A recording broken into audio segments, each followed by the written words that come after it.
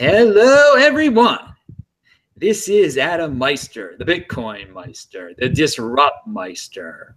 Welcome to Today in Bitcoin. Today is June 29th, 2017. And you know what? You got to love the guests that are on this show. We have the best guests in the space and outside of the space. Today, we have Michael Krieger of Liberty Blitzkrieg on the show. You can check out all of his information in the links below. Michael, welcome to the show. Oh, great to be back on, Adam. Yeah, so much going on in Bitcoin, crypto. I sort of had a little renaissance where I'm looking at it a lot closer now, like over the last 2 months. So much is going on. It's crazy. Oh, yeah, this is the thing. This is his second appearance here on the show. He was on in March, and my God, so much has changed.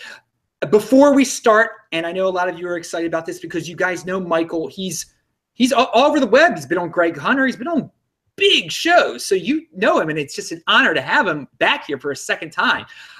Hey, I want to mention the shirt. Michael actually liked the shirt. He brought it up to me when we were off air. You can get this shirt and shirts like it. Links are below. You use the Meister discount code at Cryptograffiti. You can also get your Trezor and your storage device at the links below. And I wanted to thank the person who sent me some Decred. My links to the cryptocurrencies that I accept are also below, but it's rare that I get Decred. So thank you, Mr. Decred out there. Michael, I don't know if you even know about Decred or you even care about Decred. I mean, it sounds interesting. I have no idea. Yeah, I mean, yes. I feel like I have heard of it, but no, I don't really know anything about it. No. And this is good. So you come from a traditional finance background, but you're into non-traditional things. Tell us where you are right now in your financial development. What are you doing over at Liberty Blitzkrieg, and then kind of related to the Bitcoin world and where you see it going? Yeah. In fact, I mean, what's been happening between the scaling debate, Ethereum going to the moon, and the ICO phenomenon, all of a sudden, about 2 months ago, I guess, we discussed this offline. I just had this feeling that I needed to really dig into the space again because it had changed so much and was changing so much. And the technical stuff, is beyond my capacity, my background, all that stuff. But when I saw, and you got to be careful when you talk about ICOs, as you know, because it's ripe for so much fraud and shadiness. However, when I saw it and read about it for the first time, I knew that something enormous was happening. And I still believe that, despite obviously all the caveats and buyer bewares that you need to say. And so I really went all in to try to learn about the space. And I had never owned Ethereum before. I had never, I didn't have ER20 compliant wallet or whatever you need to buy these tokens, these ICOs. Didn't know anything about any of that. So I had to get up the learning curve real quick. And I tried to participate in my first ICO, that basic attention token one, just to feel it out, see what's up, for myself. And it was a great learning experience. Of course, I had the same result as so many other people because 100 and something people bought the whole damn thing, where I didn't get any of it. But it was a really interesting learning experience, and I'm fascinated. I'm absolutely fascinated by everything that's going on in the space, the good, the ugly, the bad, all of it. I want to ask you, it just came to my head actually. You're a believer in the free market, and I think I don't want to put words in your mouth, like a lack of government regulation. This ICO thing for me on a certain level is very exciting because it gives the common man a chance to get in early on something new. Like the common person cannot be part of the Facebook initial public offering per se. And I'm not saying the ICO is the perfect comparison with the Facebook public IPO, but it's still, this is a unique development, and it shows the evolution of cryptocurrency, and it shows that cryptocurrency is going to change the world. So on that level, what do you think about it as a new development in the free market sense of the world? Yeah, exactly. You touched upon a really important point. So as the last, let's say, 15 years have gone, but particularly since the financial crisis, everything has become more crony, more insider, more rent-seeking. And your normal person just has no opportunity to participate in any of the upside that the really, really wealthy and connected are doing in the economy. Because again, it is basically a rent-seeking crony economy that we have. So Bitcoin is like this unbelievable light, right? Or cryptocurrencies in general, which almost it's almost like this disease in the system. It's a good disease, but it's kind of, it just came up because something needed to go after this. It's so rotten what we have. And so to your point about IPOs, that's exactly right. I mean, Snapchat is a great example. That thing got to an enormous valuation in the private markets. People were trading it in the private markets, not us, of course, but big hitters. And then when it went IPO, Snapchat, the first day of trading, $38 billion. I mean, that's like what Bitcoin, right? That's like the market for Bitcoin. So you had no opportunity. And the stock's been down ever since. So your average person really can't get into exciting new equity offerings anymore. It's just not happening. They're coming to market at a full valuation. And then by the time you buy it, it crashes on you for the most part. There are some exceptions, but fewer and fewer. And so that's part of why I think the ICOs are so popular right now. It's because people are saying, even though you really need to know that 95% or more of these are going to be failures, complete failures. But the 5% that do well could do phenomenally well and change the world. But for people that don't have the opportunity to invest at early stage things that they believe in, this is allowing them that opportunity. Now, I do want to just make clear one thing, because I'm talking in Wall Street kind of language, like invest. ICOs are not equity, as we know. They are not ownership in the company. Everyone needs to understand that. You're buying tokens that are supposed to serve a purpose within an ecosystem that's emerging. So everyone needs to know that. It is not equity. This is not ownership. So that's an important point. No, that is a really important point. And one of them just came out the other day and said that basically their token is worthless. They admitted it in the description, but still people, because they don't want to be legally, they don't want to get sued in the end of the day, I guess. But yet still people are going to buy it. Tone Bays, who's Tone also. Yes. We both know Tone. But yeah, he tweeted that excellent tweet out. I want to remind everyone that Michael Krieger's blog link is below. It's Liberty Blitzkrieg, and also the link to the original time he was on the show is below. Pound that like button, live viewers, if you're loving this. We're almost up to 100 of you right now here in the middle of the day.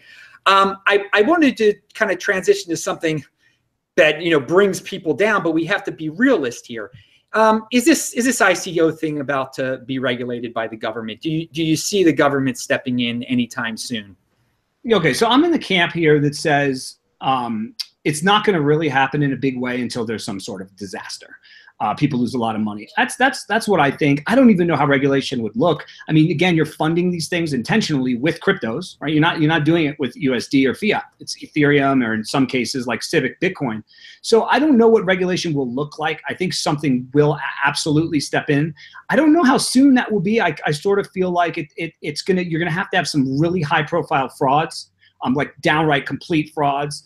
And a lot of people losing a lot of money before that happens, but that could happen soon. I mean, this Bancor thing was just like, I mean, I'm not, I'm no expert, but I mean, that did not make me feel good. That wasn't that the biggest ICO, or at least at that point, I think they raised the most money. I mean, that for that thing, and now this Tezos, I don't even know how to say it. I mean, and now people really like that. People that I know that understand technology really think it's interesting, but at the same time, this is an uncapped, I think, ICO that could raise hundreds of millions of dollars. I mean, who knows? That worries me a little bit. I think it's just getting a little too crazy, even though I love the craziness on some level. I'd like to see some, I think we need to just chill out a little bit here.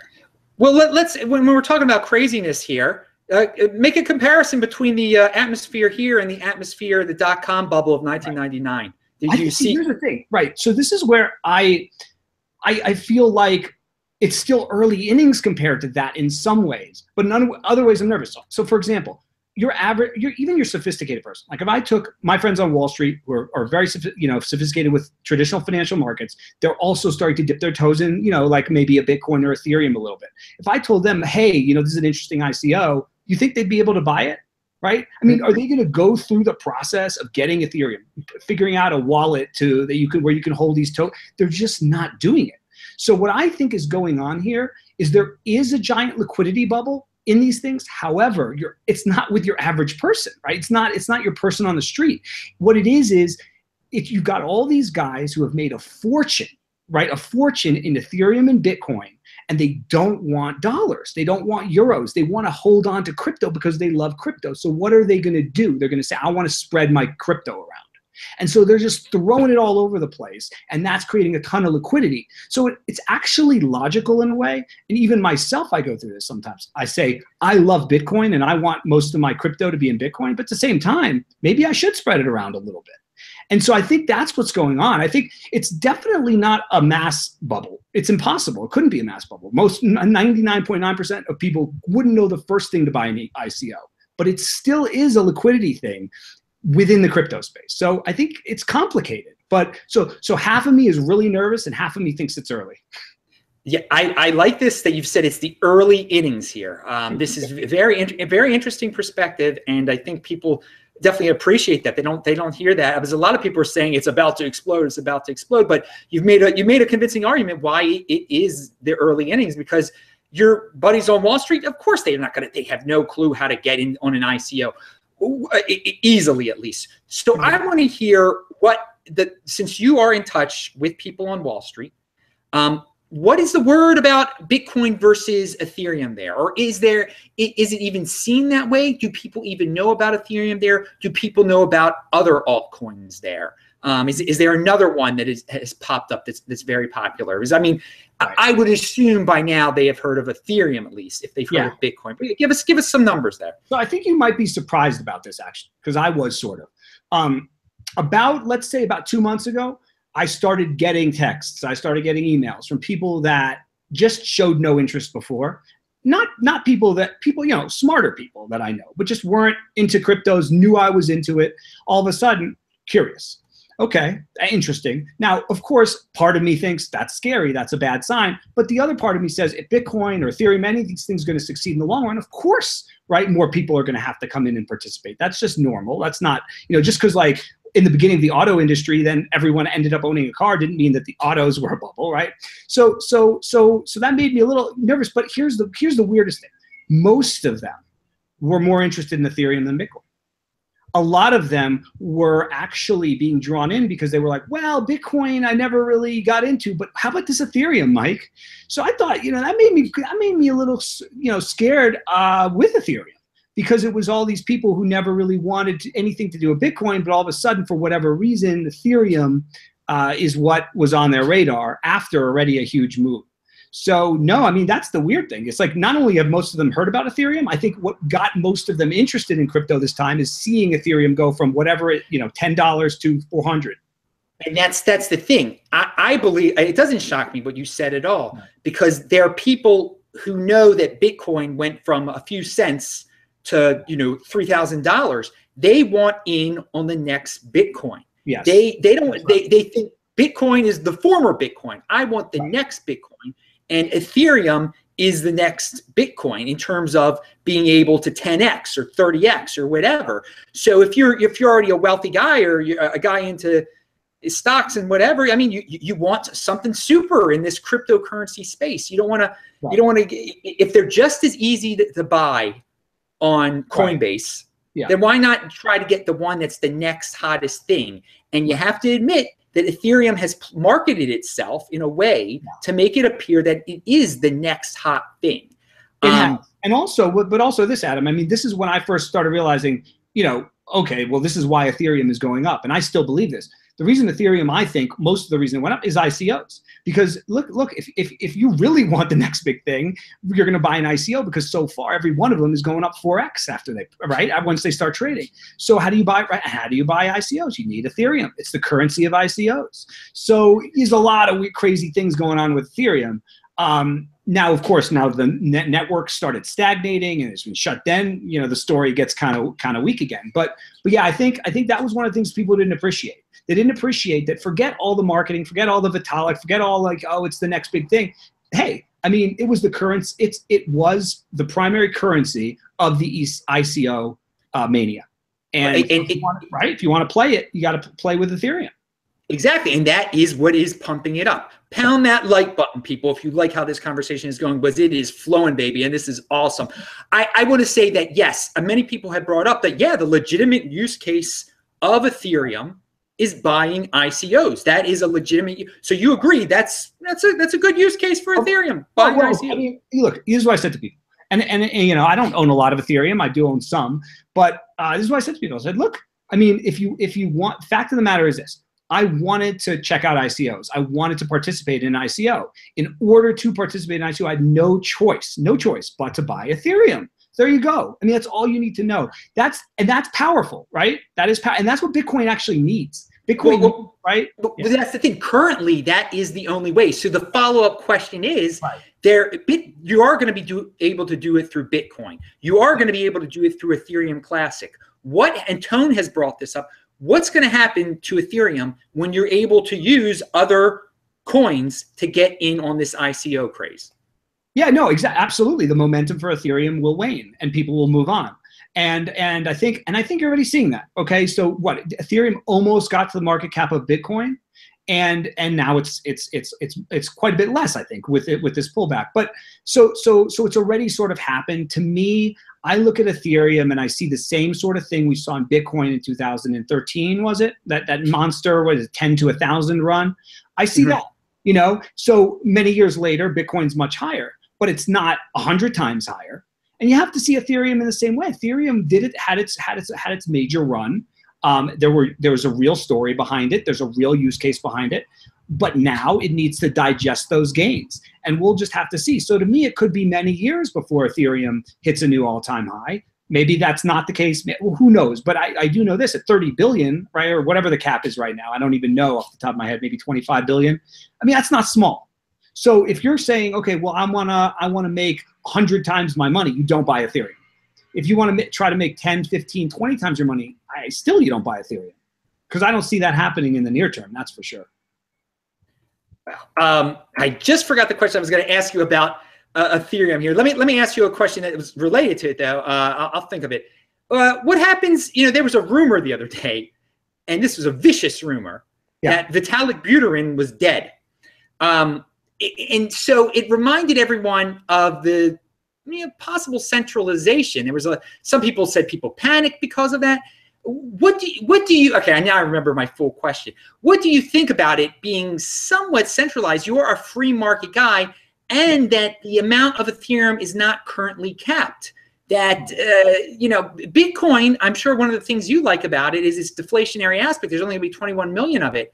Well, what do you think about Ethereum in terms of that it's can be compared to the dollar, that you can keep on printing them? Yeah, look, I don't like the fact that there's this one guy who, so many people like Ethereum is just like, oh, it's Vitalik, right? Sort of a cult. And I'm not taking anything away from him, not bashing him at all. Like, good for him, like what he's done. I'm not one of those guys. But, sure, it makes me a little uncomfortable. What I always like right off the bat about Bitcoin, and still really like, although the minor centralization, all this minor stuff really bothers me and has bothered me for a while now, and I'm not happy about it. All of the stuff that's sort of happening with Bitcoin now is really sort of like, how did we let this happen? How did it get to this? But yeah, no, what I always really loved about Bitcoin was this idea that if a government wanted to lean on someone, or an entity or whatever to try to get Bitcoin under control or change the code or whatever, it was so difficult to do. And I still think that's the way it should be, and it is, and all that. But I'm not the guy to talk to about this. However, right, as a very non-sophisticated, non-technical, non-Bitcoin expert looking at the situation, you have to sort of wonder, with all this mining in China and the power of Bitmain and Jian and the centralized reality of Chinese government, you have to wonder, can the Chinese government lean on Bitcoin now through the mining concentration in China? I don't know the answer to that because I'm not smart enough and I'm not enough of an expert, but that's my big concern right now. And if they can, that's a major problem. And in my opinion, needs to be dealt with. Well, you've been consistent with this, because I remember last show we were talking, and that was in March, I guess. You were talking about your concerns with the Chinese government, with China Coin. I mean, if the Chinese miners got too much power, then yeah, the Chinese government could lean on that very important aspect of Bitcoin. It's a little bit different than leaning on, threatening the life of the figurehead behind the coin. It's harder. Threatening Charlie Lee of Litecoin, threatening, whoever of whoever. Yes. So it's a little bit, it's not comparing apples and oranges, but it's still a legitimate point. It is a very legitimate point. It still is a concern, this minor the miner issue has not gone away since, obviously, since the last time we spoke. And we're going to get into the segregated witness in 1 second, but I want to, because we have so many altcoin fans out there, and pound that like button, you altcoin fans, 120 live viewers out there, because I'm doing this for you. In your travels, all over the web, and your experience in Wall Street, your buddies, besides Bitcoin and Ethereum, is there any other coin that is brought up to you? No, not from these folks. In fact, anything they know about ICOs is pretty much brought from me to them. I will say though, and this is why I mentioned like with the Tezos thing, and I'm sure it'll do great, and I'm sure people make a ton of money. But what has made me nervous is, yes, there was one person who mentioned it to me. Now, this is a smart person on Wall Street, someone I respect, but they mentioned it to me without me mentioning it to them. And I just didn't like that, because to me, that means everyone's chatting about it, not just within, our community, but even the wider Wall Street community. Now, that could mean you could make even more money because so many people are going to try to chase this thing. But to me, I don't like that.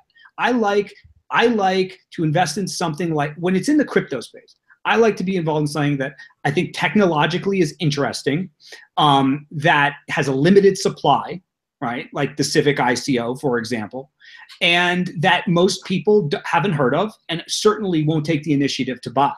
And so that's the only ICO I participated in is Civic, because it checks all those boxes for me. Yeah. What do you think? What do you think of Vinny Lingham?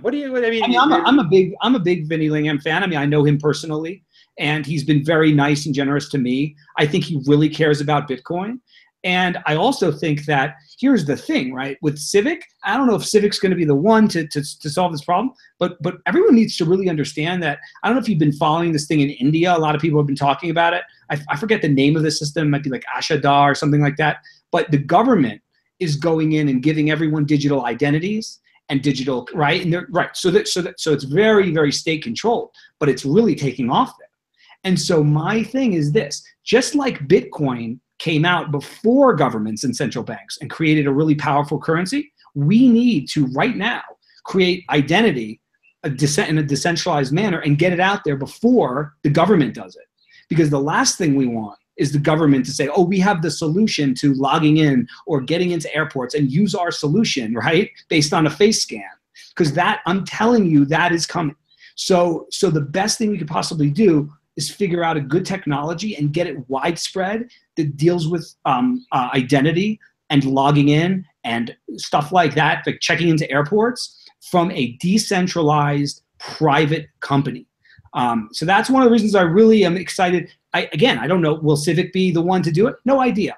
I hope it succeeds, but we don't want this to be a government solution. So we should really all be supporting private, decentralized solutions to identity verification. I think it's very important. Well, that is really an awesome point, and I have not heard that brought up about Civic. That's really great. I mean, that's really important. We don't want the government coming up with a solution before we have a private solution. I think, and it gives me a whole new respect for what Vinny is doing out there. And yeah, I hope it comes to fruition in the way that you described it. And I'm going to have to ask my buddy Jayant Bhandari about this thing in India with their digital identity. I mean, yeah. The government's so inefficient there. I don't see how they could even carry this out. I think actually, I mean, I think the stats are pretty crazy too, because remember they banned those bills and they're trying to force everyone through pain to get into their system. So there's an interesting article. I'll track it down, Adam, and I'll send it to you. It might be worth putting in like the show notes or something, because it's really interesting. But I read it and I was like, this is scary. We don't want this in America. We don't want this. Let's figure out our own solutions here. Yeah, well, send me that. I will. I'm writing that down right now. Yeah, so I'm very interested in that. I'm gonna actually send it to Jayant also and see if he knows anything about it. Wow, I'm making up another show in my head as we go here. So and one last question with altcoins before we move on to SegWit, because I just glanced over to the chat and like they're saying Litecoin is the next big thing. Do you have an altcoin you care about, or is it just Bitcoin and Ethereum? So there's someone watching. I mean, I don't have the bandwidth or really expertise to look into it. But I focus so much on politics and stuff, even though I'm looking more at cryptos. The one I'm watching but I haven't bought in any yet because it's got a nice healthy market cap. Is Zcash. That's one that's on my radar. I wouldn't mind diversifying into a little bit of Zcash. Then of course Civic, which I am involved in. Other than that, I sort of want to see a shakeout in the space a little bit more and see sort of how all these new ones trade. For example, the one thing that I feel really strongly about, and I think it's a lot of opportunities for people that are, interested in sort of trading and swapping in from one to the other, which I think is fun and cool. If you're good at it, do it. Is the fact that within the top 10, let's say, like the top 10 cryptos now, 8 or 7 of them won't be in the top 10 in 2 years. And that's fascinating and that shows you the dynamic nature of the space. So if you're good at spotting what's coming and what's losing, and you can swap back and forth in and out of these things, that's where I think the huge amount of money is going to be made. A lot of people are saying, well, is the whole space going to be worth, because what is it, 100 billion now, something like that? Is it going to be worth $1 trillion? See, I look at it more like, let's digest these gains, and let's just within the space, there's a lot of settling out that needs to be done. But yeah, I'd say the only one I'm really kind of looking at was Zcash. Litecoin is something that I was looking at as a hedge against Bitcoin. Obviously, something bad happening related to SegWit and the miners. But I don't really have. I mean, somebody sent me like $10 a Litecoin the other day. That's it though. so I don't know. I'm really not. I mean, I have some Ethereum. I have some Bitcoin. I'm gonna have some Civic, and I am looking at Zcash. That's probably. I'll be watching that Tezos too. I don't think I'm gonna do the ICO, but I'm gonna be watching.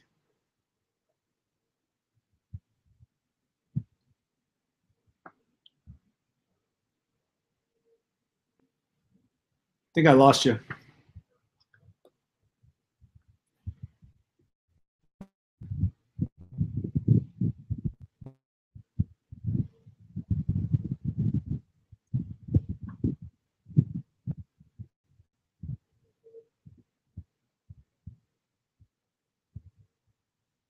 Hey, Adam.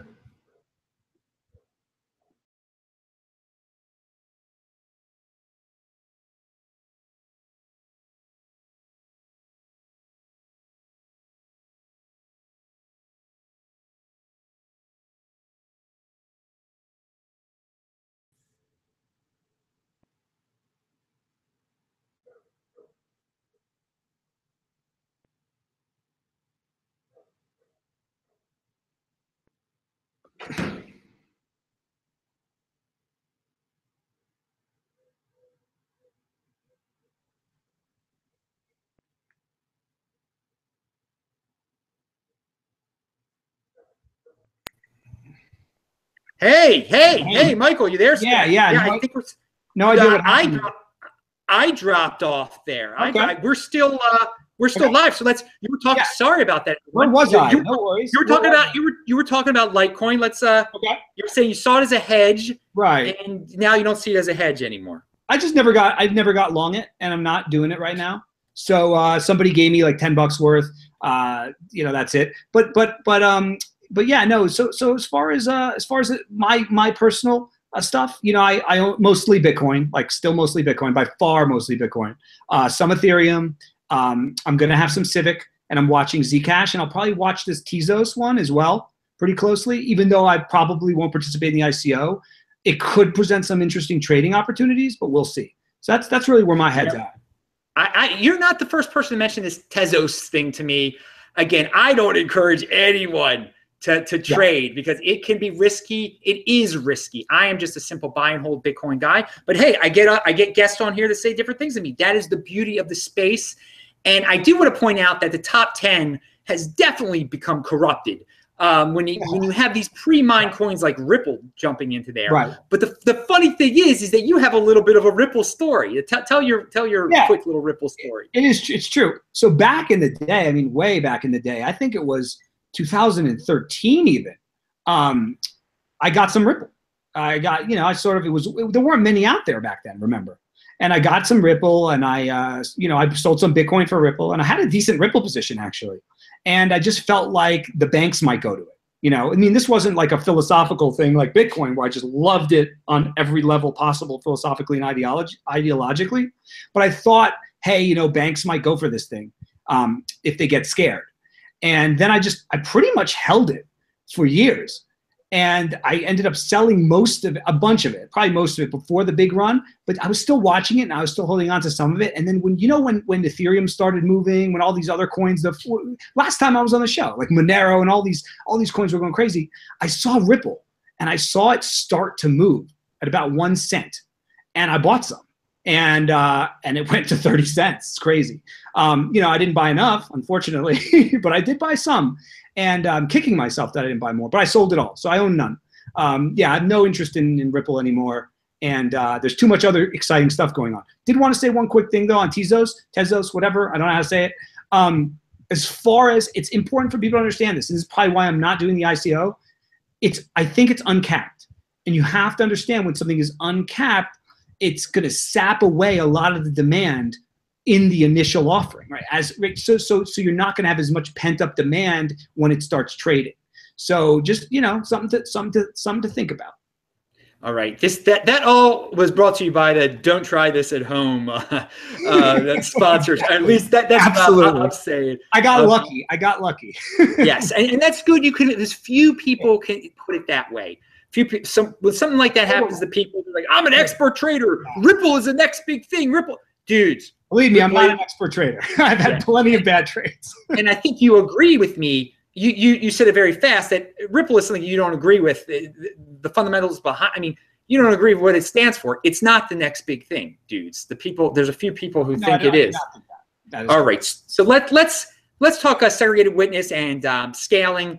Do people even understand that in your world? Do people even care? Do people even know about it? Or are they just treating Bitcoin as a digital gold, as something as just a long-term buy and hold? Or is there just a combination of the two? Yeah, no, for the most part, I mean, I don't know about right now, but I would say at the heat, when it was most heated, the scaling debate and everything, about, what was that, maybe 2-3 weeks ago, friends that I know, some of whom, have owned Bitcoin for a really long time. I'm talking about like Wall Street kind of financial type guys, because there are a few that were early that I'm friends with. I mentioned it to them. They were like, "What? I don't care. Don't be so worried." Sort of like what you say a lot of times, right? So I don't know. I mean, maybe they're right. Maybe they're wrong. I have no idea. But no, I would say that outside of people that that live and breathe Bitcoin, that it really is their universe, and I don't say that in a pejorative way. I respect people like that. It's something that's very worthwhile to be that passionate about. But that's not where I'm at. They're the ones that are really fighting this battle, and it's important that they are. Thanks to all of you out there that are doing that. But no, most look, I know people with big, sizable positions in Bitcoin and really just hadn't put two minutes of thought into it, and still aren't. They're long it. They're kind of happy, and they're not going to sell for something like that. Excellent. Interesting. Very, very interesting perspective there. So you hear about this all the BIPs and everything. Do you put it to the side? Are you just like, it's going to take care of itself? I mean, what are your concerns? I am concerned. So, I mean, I think in an email I explained it to you. I'm not bearish, because if I was, I would have sold a lot of my Bitcoin, and I haven't. I've sold some, but very small amount, relatively speaking. But I am concerned. And the reason I'm concerned is partly like what we discussed before. I just sort of feel like there is this creeping or sense of minor control or centralization and bad actors that have sort of gotten a toehold and are causing problems in Bitcoin. And that really bothers me, because when we first started, and I guess it's human, right? It's human nature, it's ego. So much of it is that. And everything gets corrupted, right? Everything gets hurt in some way, because human beings are human beings. And Bitcoin is code, but there are human beings involved. And whatever involves human beings, you're going to have this kind of garbage at some point, particularly, right, when it's doing well. It's even worse, because people are rich and they're egotistical and they want to be the big shot. So that's been the disappointing thing for me. So it's been more like this, hey, when I first got involved and I went to Bitcoin conference in 2013 or 12, the first one I went to, Inside Bitcoins it was, I think, everyone was just so, it was like us against the world. And it's sort of just kind of become like this infighting of grossness. And that has bothered me. And so I want it to be behind us. I want it to be behind us, and I don't want Bitcoin to be destroyed, obviously, in the process. So what I'd love to see, however it's going to get done, I'm not a technical guy, however we can continue to have something that you can send permissionless, that's secure, and that has also the opportunity for doing some more interesting things, whether that's off-chain, on-chain, whatever you experts figure that out. But I really, really, really, really just want this to be over, but in a good way, because nothing would make me happier than Bitcoin succeeding and proving all the haters, and the haters are still out there in full force more than ever before, wrong again. All right, now when you say Bitcoin succeed, I want to just clarify one thing. My big thing is, let's keep it one Bitcoin, one real Bitcoin, no contentious hard fork. And I want it to be over with too. I think everything's going to work out and we're going to have one Bitcoin. Do you agree that avoiding two Bitcoin is the most important thing in all this? Yeah, here's what I think. I think, look, if something, again, I'm not a technical guy, but let me just describe it from the point of view of someone like me who likes Bitcoin, is involved in Bitcoin, but isn't technical. What I don't want to see is some sort of a split where then there's a real split. And what I mean is, right, like mining power and a lot of the companies involved in the space and the exchanges are on one side, and then the core developers and the let's say purists or whatever, the coders and stuff, technical people are on another side. They're fighting, and there's these two coins, and they both have momentum. That's bad. And the reason that's bad, in my opinion, is because you are splitting the community. And whether you think the exchanges, who cares, the miners, who cares, the Bitcoin businesses, who cares, all that matters is the core developers. That's just, in my view, my very ignorant probably view, wrong. The more the community and all of its parts are together, and this is excluding bad actors, because bad actors are bad actors and they need to be called out. But other than that, other than the few bad actors, let's say, the more unity, the better. So I don't want to see a civil war with two coins. That would be bad. Oh yeah, I mean that's the thing. If we end up with some minor China coin, that's Who fine. Cares? Exactly. Who cares? And I think that could happen. But yeah, the civil war's it's real bad. So if there is, and I'm not concerned about it. You can't spend every day worrying about every little aspect of it, because it changes as you see every day. There's a new story, there's a new technical thing, and we're not technical experts. And I just have to think that these people, it's all about the money, baby. And in the end of the day, they're going to do the logical thing for the most money. So I want to ask you, if this all gets solved, how much do you see Bitcoin going to? If it's all behind us. If this, I think last time you had me on, I don't remember how many years you told me, but I said something like 10,000. No, if this gets solved in a way that I'm describing, and I think you're describing, 5,000 could be very quick, something like that. But I don't even care. I'm happy if it sits at 3,000. I just don't want Bitcoin to be destroyed, because I firmly believe that if we can get past this, it doesn't matter what the price does right now or tomorrow, whatever, because if we have a strong Bitcoin, then you really can say it'll take care of itself, because then we can get down to business. Then we can get down to, right, we're at this point, Adam, like I mentioned, where you've got more mainstream people, like in the financial industry, not the companies, not the JP Morgan, right, not the banks themselves, but the employees at these banks are really starting, or hedge funds are really excited about it, right? Really excited about Bitcoin, really excited about Ethereum, whatever. I think that's great, because you know what? The more people on side on the crypto world, and the more influential people on side that really like it for the right reasons, the safer Bitcoin is from regulations, from stupid regulations. And this is why a lot of people will crap on Silicon Valley guys and all, but here's the thing.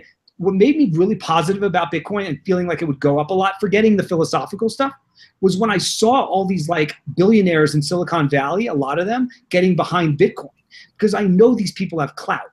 And so when someone in Congress wants to do something stupid, right, if a billionaire in Silicon Valley calls up the congressperson and says, "You're an idiot, stop it," they'll probably stop it. Whereas if Adam Meister and Michael Krieger start ranting about how stupid a congressperson is, you know what? How much they'll care? Right? So it's important to have allies that really care about Bitcoin, who also have some clout. So yeah, so I look, that's what I want. I want more acceptance. I want people to like it for the right reasons, and I am seeing that. I am seeing people liking it for the right reasons. Excellent. I like that. I really like that perspective that you're bringing to here. I want to see, if we still have problems with Bitcoin, if this drama goes on but beyond November, not the full scale drama, but like a sort of a drama. Digital gold. What do you think about that concept of Bitcoin as this? Because I see what I have experienced is guys who are into gold and silver and precious metals, some of them, not like Peter Schiff, but people with open minds, they reach out to Bitcoin because they're like, well, maybe this is the new gold. Maybe this is the new gold. Okay, so a few things. I think we touched on this last time, but a few things. So to me, and this is a big generalization, but you kind of can split the gold bugs into two camps. There's like the religious dogmatic gold bugs who thought they were going to be kings of like a Mad Max world. And then there were people who I would put myself in this category who got into gold for philosophical reasons, right? Because they thought the system was corrupt and felt like, you know what, this is a sort of a way to give you a middle finger to the system. You take your cash out, you own some gold, it's outside of the system. That's my camp. So that camp likes Bitcoin, right? Because it's driven by philosophy, it's driven by activism in a way, it's driven by freedom. The other side hates Bitcoin because they're like, well, it was supposed to be me, right? I was supposed to have the mania. I was supposed to be rich. And they see all these Bitcoin guys that are millionaires and they're jealous, right? So I don't even care about those people. Those people like are useless to me. I mean, I won't listen to any gold bug who hates Bitcoin because they're just like the most uninteresting people I can think of. But that's a whole nother story. Okay, so digital gold, a lot of people don't like that saying. I tend to not like that saying either because it opens up a can of worms where you're opening yourself up to certain attacks. Here's how I see it. Gold is insurance. It's financial insurance. It is an inert thing, right? It doesn't do anything, right? It really doesn't. It doesn't create value. It protects value. So in other words, it's like, I liken it to like insurance on your house. Right? Everyone has it because if your house burns down, you'll be happy you had it, but you hope to never use it. That's how, right? You hope you never have to use it. That's how I view gold. Now, the weird gold bugs are the types who own gold, right? They don't see it that way. And they're rooting for the collapse of civilization so they can be rich. That is sick to me. So Bitcoin is different, right? First of all, Bitcoin's new. Gold has 5,000 years of history of storing value. Bitcoin doesn't. And of course you can't compare them on that level. So it's ridiculous and you shouldn't. But Bitcoin is not inert either. Bitcoin is a living, breathing thing, and we're seeing that. And it's making us nervous right now, but it is a living, breathing thing, and it's financial tech, it's fintech. Now, in the way that it is a digital gold, in a sense, is that you don't have to ask permission, right? Sort of is like a cash. It's more like spendable cash with a capped amount of cash, right? It's sort of like that more than gold, in my opinion. But that's besides the point. Look, here's the big difference, and I mentioned it before. With gold, even if you use a BitGold or something like that, there's still counterparty risk because someone is storing your gold. So yeah, you can have a blockchain and a ledger, and your ounce of gold went from this but who's watching the gold? Someone is watching the gold. Whereas with Bitcoin, you have your private keys. You're sending it from one person to the other. There's no counterparty risk. The only risk is your own screwing up, right? Losing your keys or doing something stupid, right? So in that sense, you'll never be able to spend gold that way. How are you going to be able to spend gold that way? It's impossible, right? So Bitcoin, so it does something gold can't ever do. Doesn't matter if you put gold on a blockchain. You can never put the private keys of gold, physical gold, and spend it. So they're different. And gold can't ever compete with Bitcoin in that way. And Bitcoin can never compete with gold in the history way. So they're different. They're just totally different. This is just, I mean, I love it. I love it. Pound that like button, people. Pound that like button if you love what I'm saying in the chat, because in the chat, I'm making some special comments for some special people out there who just love to comment on all of my videos and just, make me more money. It's awesome. All the haters out there that make me more money, I love these guys. You should hear what they have to say about us. They're very interesting. So let's talk about these doom porn peddlers, actually, because there's some doom porn guys that are in the chat right now. get into all sorts of conspiracies, mostly about, Jews and stuff, because, I'm Jewish and everything. Yeah, my dad's Jewish too. So we're, between the two of us, we're part of the conspiracy. Oh yeah, exactly. And trust me, where's my check though, by the way? Huh? Where's my check from the Rothschilds? I haven't. Exactly, the Rothschild. These guys that are all about the Rothschilds controlling me and you. I mean, it's absolutely hilarious. But let's talk about this doom porn thing for a second. I give you so much credit. You appear on some of the same shows that the doom porn guys are on. Some of them have started to rant about Bitcoin, some in positive ways, which is a little odd. Some of these guys who just talk silver, live in a bomb shelter, and now they're like, well, I was right about Bitcoin. I mean, right. I don't know what the exact even question is. I am so sick of the doom porn people, though, and I just love that you border that space, but you keep it positive. Where do you think Bitcoin could be a cure of doom porn? I don't know. Yeah, well, it was for me. I mean, I've said this before. Bitcoin changed my life, and you can laugh about it. You can think it's cheesy, but that's a fact. I mean, I was a kind of a doom porn. I was never as bad as some of them, but I definitely was sort of in that camp a little bit. And let me just tell you, it's not fun to be in that camp. You're not a happy person. None of that stuff, right? That's why they're so angry.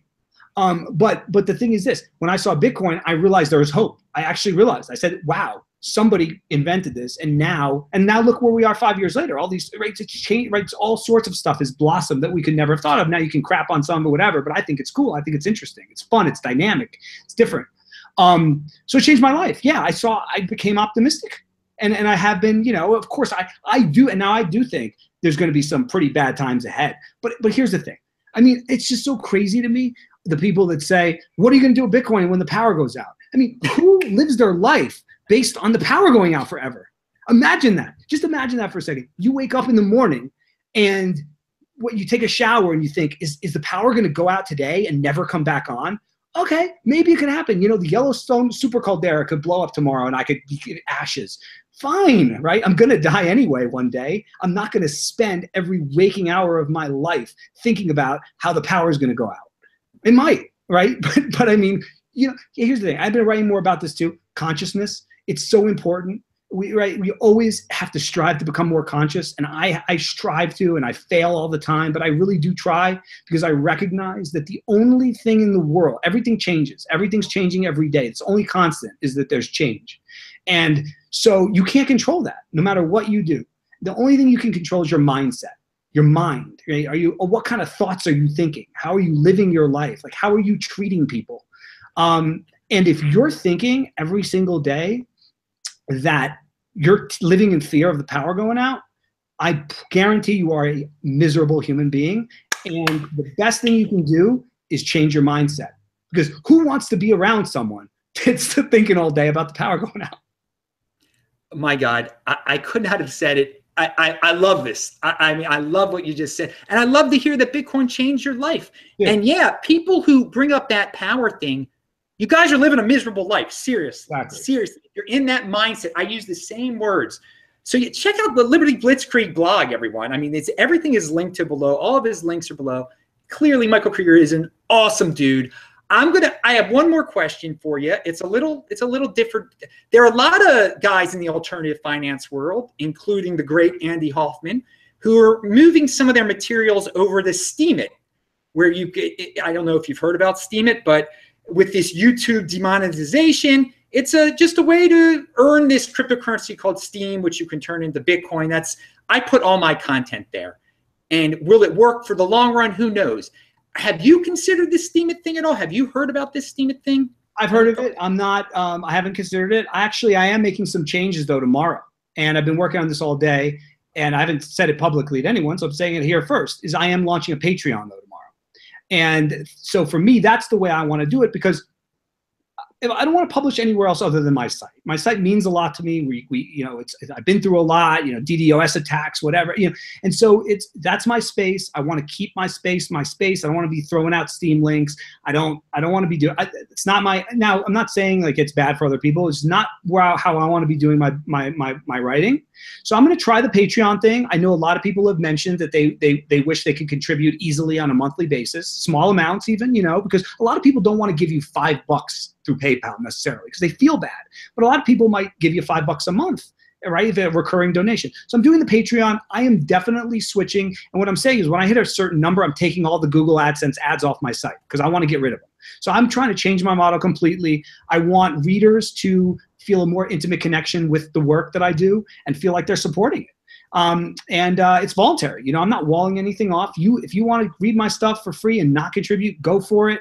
I don't care. I don't care. But to those of you who want to be generous and want to support what I'm doing and have the means, I don't want people going broke giving me money. Please do. And that's coming tomorrow. So no, I'm not going to do the Steam thing anytime soon. Probably not ever. But I am going to start a Patreon hopefully tomorrow if I can get it done. Okay, you heard it here first. Patreon, Liberty Blitzkrieg. Do you have any conclusionary thoughts? Anything that we left out today? Anything you wanted to add? Any promotional stuff? The floor is yours. You have been awesome today. Yeah, no, nothing promotional. I would just say this to people. I would say, if you're thinking about the ICO space, because I did talk about it, I want it to be very clear how careful you need to be. There's going to be a point here where they're not trading up 4 to 5 times every time. And that's probably going to be a good sign that, it's the bubble or whatever the mania is over, is when you start seeing these things start trading and they're not trading up a lot or they trade down. That's usually a sign. So that's one thing I wanted to say. The other thing is, look, let's just all think, let's just all hope for the best for Bitcoin. One of the things I really hate about the political dialogue in this country right now is it's so nasty and two sides. I liken it to like the East Coast, West Coast hip hop wars of the 90s. It's like fighting about nothing and killing each other, It's like, meanwhile, like the powerful people are just sitting there like grinning and laughing, while these like idiots punch themselves in the street. I really, really hope that Bitcoin can be better, because there is this like, animosity and like yelling at each other thing with Bitcoin going on right now. And it might be based on, there might be good reason for it, because there are bad actors. But I really hope that we can get back to a tight community and really push this thing forward, because Bitcoin, like I said, changed my life for the better.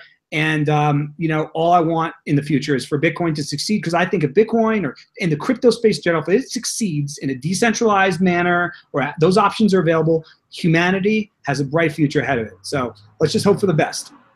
Whoa, baby. That was an awesome conclusion. People, pound that like button. We got up to close to like 200 viewers here in the middle of the day. I want to thank Michael Krieger of Liberty Blitzkrieg for coming on the show today. He made it awesome. It was beyond my expectations. Everyone's got to check out all his links below, contribute to his Patreon when he sets it up and everything. Tomorrow is This Week in Bitcoin. It might be coming on at noon Eastern time. I don't know. I'm still working on all the guests. But I'm Adam Meister, the Bitcoin Meister, Disrupt Meister. Remember to subscribe to this channel. Pound that like button. Share this video. All those things that I say to do all the time. We post a new video here every day. I'll be in Hong Kong pretty soon. Thanks a lot again, everyone. And Michael Krieger, I am out for now. See you guys tomorrow at This Week in Bitcoin. Bye-bye.